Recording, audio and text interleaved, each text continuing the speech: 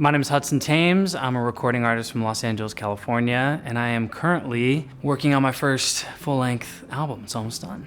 So I've been doing this for quite a while. I actually started doing theater on the East Coast when I was 9, 10 years old, but I come from a very musical family, so music was always in the house. My dad is a rippin' honky-tonk piano player from Mississippi, so that was always in my world, and I started writing songs around the same age, 9 or 10. My first experience with Apogee gear was the Duet 1, which I shared with both of my roommates in the garage that we had as a studio.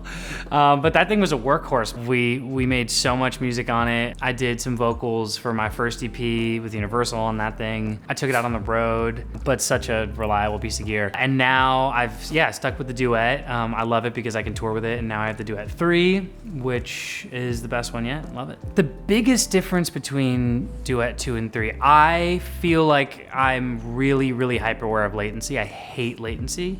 So the Duet 3, I really notice how quick it is, even compared to bigger rack pieces of gear. I think it's so fast. One of my favorite aspects of the Duet 3 is the ECS channel strip. It's really clean, like everything on the Duet 3, and I use it when I'm recording vocals constantly. It just helps everything sit really nicely in the mix. I intentionally will leave a lot of stuff very dry, which was kind of something that I heard in a multi-track Beatles recording, like just how dry it was, but how if you kind of start piling on reverb, it becomes a bit messy, and the preamps on the Duet 3 are so clear. The sonic quality is so great that I've actually been doing even more, leaving certain stuff raw, if you will, because it doesn't need much. Obviously the lead vocals I'm putting stuff on, but a lot of the beds and the tracks, it's almost like how good the quality is, like stacks on top of